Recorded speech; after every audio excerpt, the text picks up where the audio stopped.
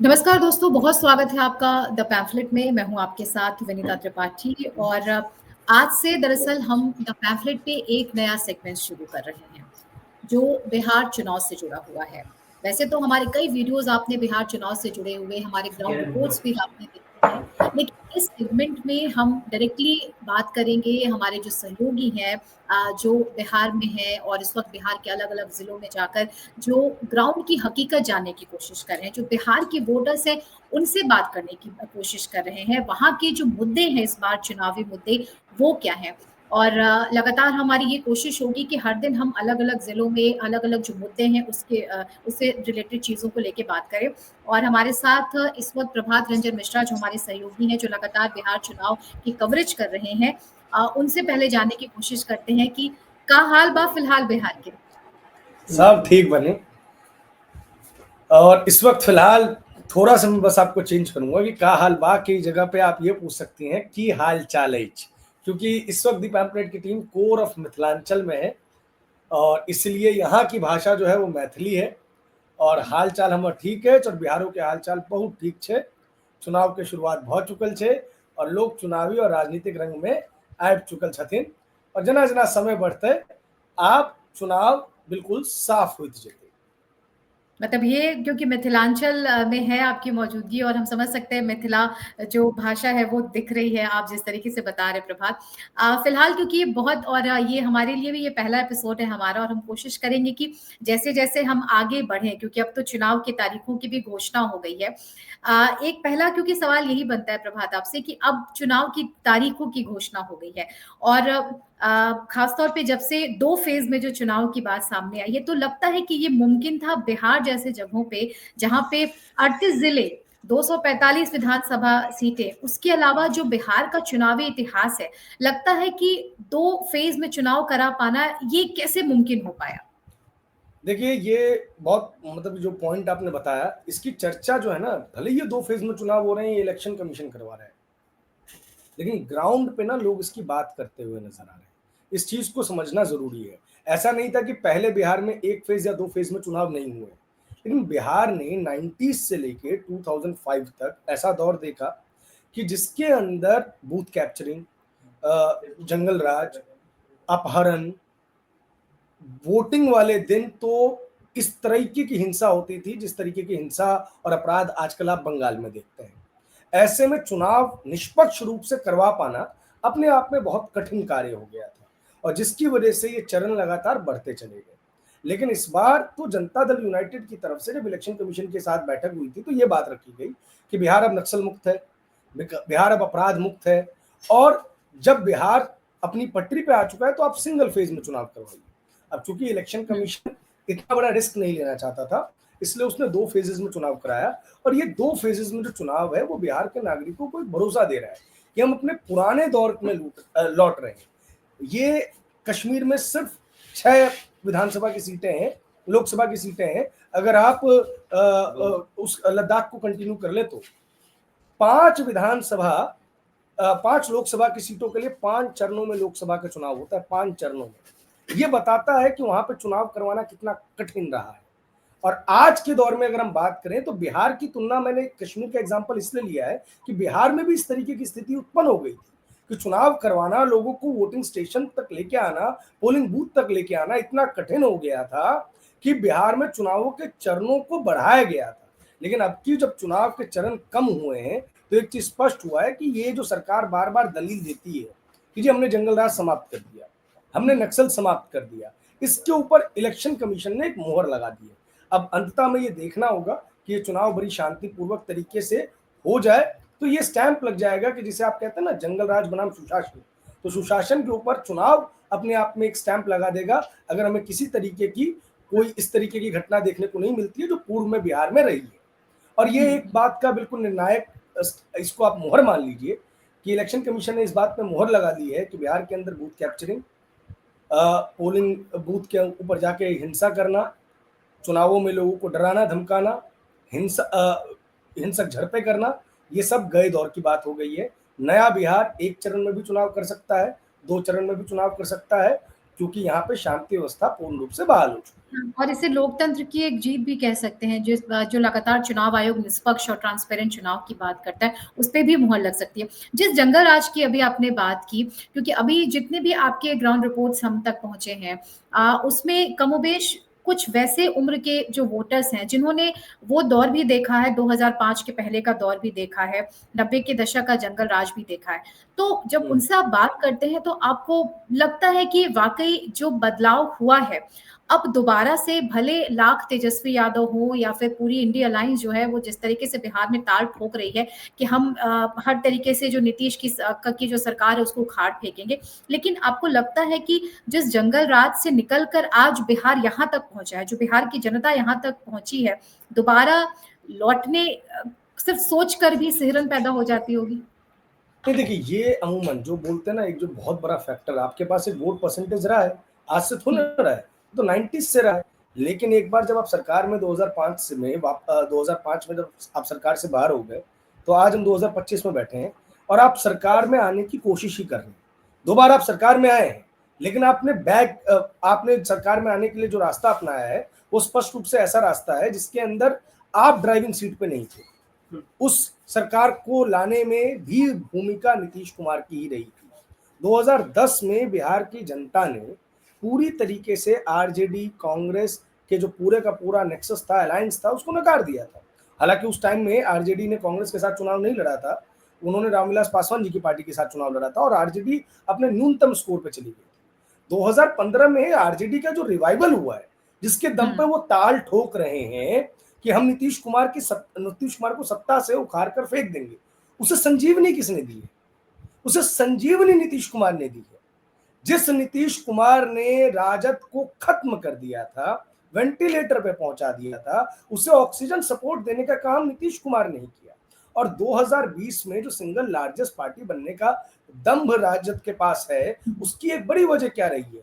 38 सीटें, जहां पे चिराग पासवान की पार्टी ने जनता दल यूनाइटेड के कैंडिडेट को डेंट दिया, जिसकी वजह से ये जो आंकड़ा है वो उतना पहुंच गया कि तेजस्वी अपने आप को नेता प्रतिपक्ष कह पा रहे हैं, तेजस्वी बदलाव की बात कर पा रहे हैं। तो गेम आपको ये समझना होगा, जो उखाड़ने की वो बात कर रहे हैं वो कितने पानी में है, पहली बात। दूसरी बात, जनता ने उन्हें बाहर का रास्ता क्यों दिखाया?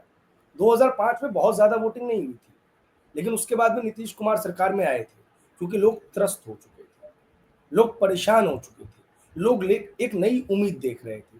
और 2005 से लेकर 2010 तक जो नीतीश कुमार और भारतीय जनता पार्टी का अलायंस था, जिसने नए बिहार की नींव रखी थी, फाउंडेशन रखी थी, जो नींव रखने के लिए पहले उस गड्ढे को भरना पड़ा था जितना बिहार पीछे गया था।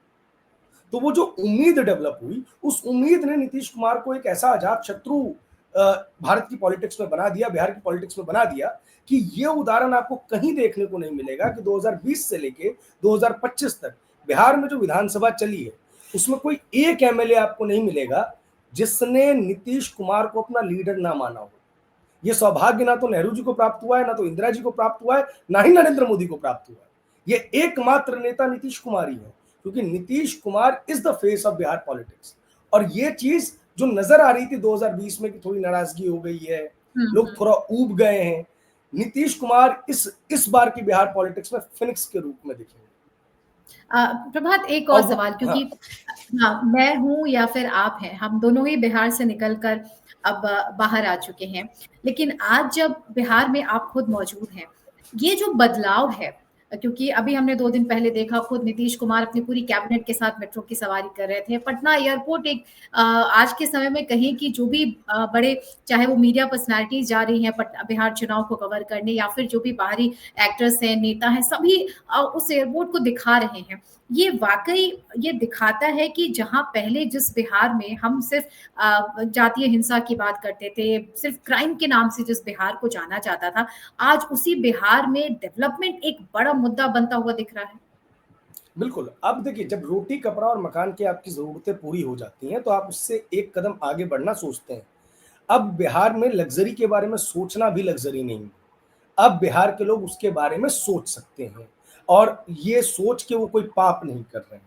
सिंपल सी बात ये है ना कि पहले जब आपने कोशिश की, भारत के स्तर पे अगर हम बात की जाए, तो जब हमने बात की कि नहीं जी हम परमाणु शक्ति बनना चाहते हैं, तो हमें क्या कहा गया कि भाई तुम्हारे पास तो अभी खाने को अनाज नहीं है, तुम पहले उसके बारे में सोचो, परमाणु शक्ति के बारे में क्यों सोचते हो? क्यों वेस्ट ने हमें ऑपरेस करने की कोशिश की कि तुम तो इसके काबिल ही नहीं हो। ऐसे ही बिहार के साथ रहा कि industry, luxury, sports infrastructure, road, इनके बारे में बाद में सोचना, पहले तो जिंदा रहने के बारे में सोचो। फर्स्ट थिंग आपके लिए सर्वाइव करना है। 2024 का लोकसभा चुनाव मैंने कवर किया था, मैं बेगूसराय में था, बरौनी के आसपास की घटना मैं आपको बता रहा हूँ।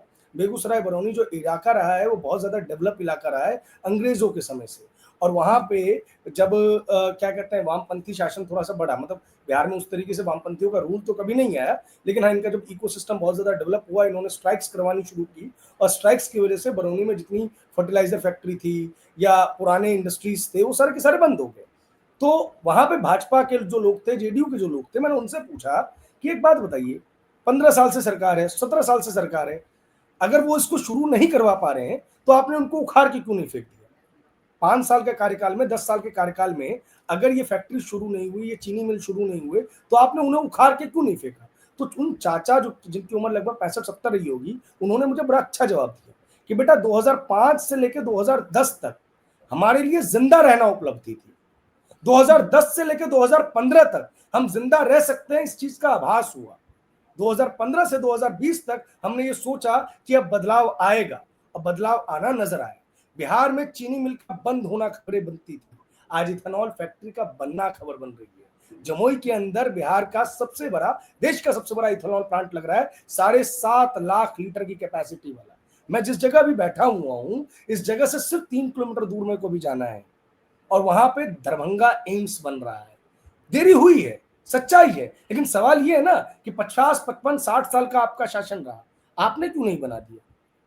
क्या दिल्ली एम्स के उसी अलावा? के पीछे भी सरकार की नीयत भी तो होनी चाहिए ना। अगर आपने आपने 10 साल 15 साल आपने राज किया, जैसा आपने कहा कि पहले जिन लोगों से आपकी बात हो रही थी, भले आपने 2024 की वो घटना को याद दिलाया, लेकिन अमूमन मैंने 2025, यही घटना आज भी देखी है, कि इसलिए मैं आपकी जो बोल रहा हूँ। रिपोर्ट्स भी आई है उसमें हम यही सुन रहे हैं कि पहले के जो बुजुर्ग थे जिनकी आज 60-70 साल उम्र हो गई है, वो तो ये कह रहे हैं कि पहले निकल नहीं सकते थे, आप घर के बाहर नहीं जा सकते थे, दुकानें बंद करनी पड़ती थी शाम के 7 बजे। तो हालात तो ये था कि पहले अपनी जिंदगी के बारे में सोचे, तब तो फिर आगे आप कुछ और सोच पाएंगे। ये उन्होंने टाइमलाइन मुझे बताया कि 2005 से हाँ। 2010 तक हम जिंदा रह गए, ये हमारे लिए अचीवमेंट थी। 2010 से 15 तक मुझे ये लगा कि मैं जिंदा रह सकता हूँ, ये नया नॉर्मल है, ये आभास हुआ मुझे। फिर 15 से 20 के बाद हमने ये सोचा कि बिहार में बदलाव की कोई कहानी लिखी जाएगी, और बदलाव की कहानी लिखी गई है।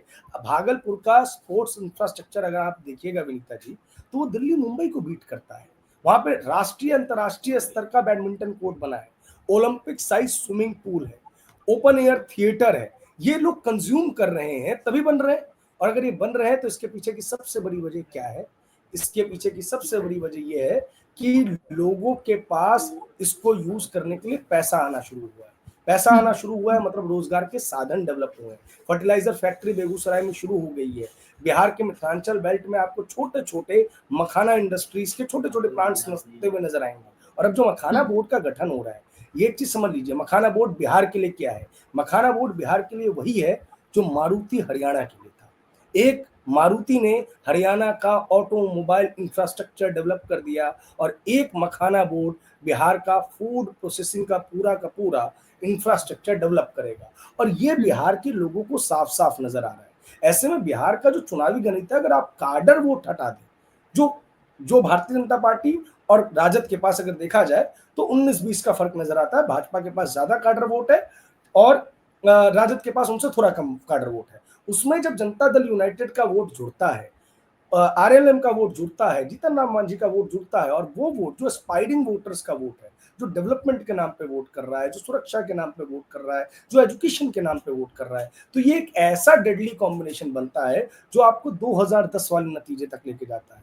तो जिस नीतीश कुमार ने वेंटिलेटर से राजद को बाहर निकाला था, आपको इन चुनाव के नतीजों में शायद ही नजर आएगा कि वही नीतीश कुमार दोबारा उसी वेंटिलेटर पर उस राजद को छोड़ के आने वाले हैं। अच्छा प्रभात, एक और बड़ी इंटरेस्टिंग आपकी जो ग्राउंड रिपोर्ट थी वो हमें सीमांचल में देखने को मिली। कटिहार, क्योंकि इस बार बिहार के चुनाव में, जब से बिहार चुनाव की बातचीत स्टार्ट हुई है, एसआईआर एक बड़ा मुद्दा रहा बिहार चुनाव में। और जो एसआईआर के पीछे जो चुनाव आयोग की जो का जो उद्देश्य था वो सबको पता है। आपने जो एक कटिहार जिले में जो आपके हाथों एक बांग्लादेशी लगा था, लगता है कि वो सिर्फ एक लड़का था, उसके पीछे मतलब पूरा एक नेक्सस हम कह सकते हैं, क्योंकि ऐसे एंट्री आपकी होगी नहीं और आप इतने सालों से रह रहे हैं, तमाम सरकार की सुविधाएं भी ले रहे हैं और उनका फायदा भी उठा रहे हैं, और उसके बावजूद यहाँ पे ऐसे ही लोगों को प्रमोट करने के लिए एसआईआर का विरोध किया गया था अपोजिशन की तरफ से। देखिए मेनली क्या है, जब जब इलेक्शन ट्रांसपेरेंट हुए हैं, हमने देखा जब वोटर आईडी कार्ड आया, वोटर आईडी कार्ड पे चेहरा आया, साफ साफ नजर आता है कि उन इलेक्शंस में कांग्रेस कहीं ना कहीं पिछड़ती चली गई। जब कांग्रेस उनमें पिछड़ती चली गई तो अब एसआईआर एक और इलेक्शन प्रोसेस को क्लीन करने का और ट्रांसपेरेंट बनाने का जरिया आपको नजर आएगा। तो जब वो जरिया आपको नजर आएगा तो इसका मतलब अगर मैं पुराने ट्रेंड्स की मानूं तो कांग्रेस के लिए, इंडिया अलायंस के लिए वो और घातक हो जाएगा। तो जब वो घातक हो रहा होगा तो वो उसका विरोध तो करेंगे ही। अब मुख्य चीज पे आपके आते हैं, उस बांग्लादेश वाली चीज पे, तो कटिहार, पूर्णिया, किशनगंज, ये जो पूरा इलाका है वो सीमांचल का रीजन पड़ता है। ये सीमांचल का रीजन बहुत हद तक बांग्लादेश के साथ जो है बॉर्डर शेयर करता है, माफ कीजिएगा, बंगाल के साथ बॉर्डर शेयर करता है। बंगाल बांग्लादेश के साथ बॉर्डर शेयर करता है। अब मुझे ये बताने की तो आवश्यकता है नहीं कि बांग्लादेशी का जो पहला ठिकाना है और जहां पे उसको सेफ शेल्टर मिलता है वो बांग्लादेश से आके बंगाल है। वो बंगाल से किशनगंज, पूर्णिया, कटिहार में काफी मात्रा में घुसे हुए हैं। अब इसमें कई ऐसे बांग्लादेशी भी हैं जो 1970-71 में लड़ाई के समय जो पलायन हुआ था उस समय के हैं। अब इन्हीं को कवर बना के इसके अंदर जो आज के लोग हैं वो पहुंच जा रहे हैं। ऐसे में मेरे को ऐसा लगता है कि जिस तरीके से पूरे देश में बांग्लादेशियों को पकड़ने की और डिपोर्ट करने की ड्राइव चलाई जा रही है, मुख्यतः असम में, मुंबई में, दिल्ली में, वैसी ड्राइव आपको बिहार में करनी पड़ेगी, क्योंकि बिहार की डेमोग्राफी के लिए बहुत बड़ा थ्रेट है। और एक चीज स्पष्ट है कि अगर डेमोग्राफी जो है वो डेस्टिनी है डेमोक्रेसी की, यहाँ पे हथियारों से युद्ध नहीं आपको लड़े बताना जाते। चाहूंगी अपने पड़ाव पे अब आप निकले आगे, क्योंकि ये जो पूरा बिहार चुनाव की जो बात है ये इतने 15 मिनट में बिल्कुल भी खत्म नहीं हो सकती। आपसे हम इजाजत लेंगे और आप अगले पड़ाव पे बढ़े, लेकिन उससे पहले अपने दर्शकों को भी बता दें जो पैम्फलेट को फॉलो करते हैं, जो हमारे यूट्यूब चैनल को सब्सक्राइब जिन्होंने किया हुआ है, कि बिहार से जुड़े, बिहार चुनाव से जो भी आपके मुद्दे हैं, जो भी आपकी क्वेरीज है, आप हमें जरूर फीडबैक भेजें। उन मुद्दों को भी हम यहाँ पे रखने की कोशिश करेंगे और लगातार हमारी ये कोशिश है कि हर दिन हम आपके लिए ग्राउंड से द पैम्फलेट के जो रिपोर्टर है वो वहां से कुछ वैसे मुद्दे उठाएं जो सीधे बिहार चुनाव से जुड़े हुए हों और उन पर हम बात कर सके। बहुत बहुत धन्यवाद आपका प्रभात हमारे साथ जुड़ने के लिए। Thank you.